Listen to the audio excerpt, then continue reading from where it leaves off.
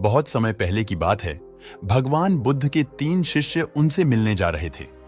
सफर बहुत ही लंबा था, इसलिए उन्हें चलते चलते सुबह से शाम हो गई और गर्मी भी बहुत थी।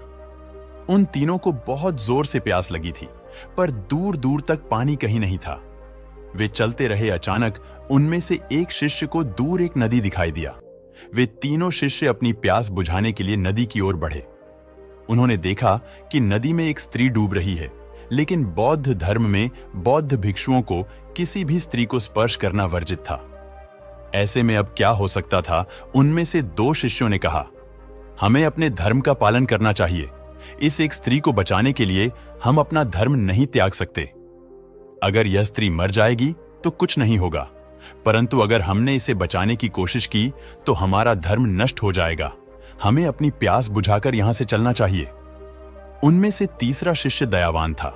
उसने कहा, मेरा धर्म क्या कहता है यह मुझे पता है, परंतु मेरा मन यह नहीं कहता है कि कोई तुम्हारे सामने मरता रहे और तुम खड़े होकर देखते रहो। ऐसा कहकर वह उस स्त्री को बचाने के लिए नदी में कूद पड़ा।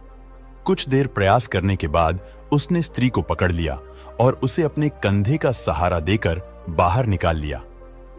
अब दोनों शिष्यों ने उसका मजाक बनाया और कहा कि अब तुम्हारा धर्म नष्ट हो चुका है। अब तुम हमारे साथ रहने के लायक नहीं रहे। तुम हमसे दूरी बनाकर चलो, नहीं तो हमारा धर्म भी तुमको स्पर्श करने से नष्ट हो जाएगा। उन दोनों की बातों को सुनकर उसे बहुत दुख हुआ, परंतु वह कुछ नहीं बोला।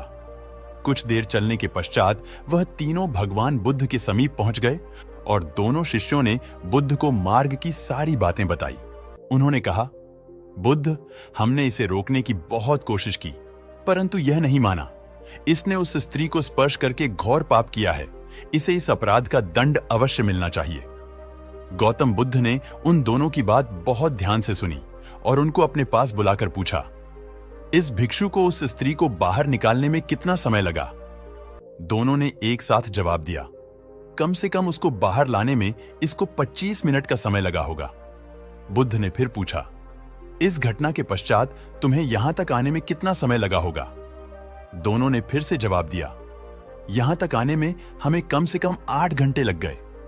गौतम बुद्ध ने मुस्कुराते हुए कहा, इसने उस स्त्री का जीवन बचाने के लिए केवल 25 मिनट अपने कंधे का सहारा दिया, जो कि एक नेक काम है, और यह नेक काम एक दयावान इंसान ही कर सकता है। और तुम दोनों पिछले 8 घंटे से उस स्त्री को अपने मन में बैठाए हुए हो, वह भी इसलिए कि यहां आकर मुझसे इसकी शिकायत कर सको, जो कि एक बुरा काम है और एक निर्दयी इंसान ही ऐसा कर सकता है। अब तुम दोनों ही बताओ मुझे कि तुम में से पापी कौन है? दोनों शिष्य चुप हो गए। अब वो समझ चुके थे कि पाप केवल शरीर से ही नहीं, मन से भी होता है।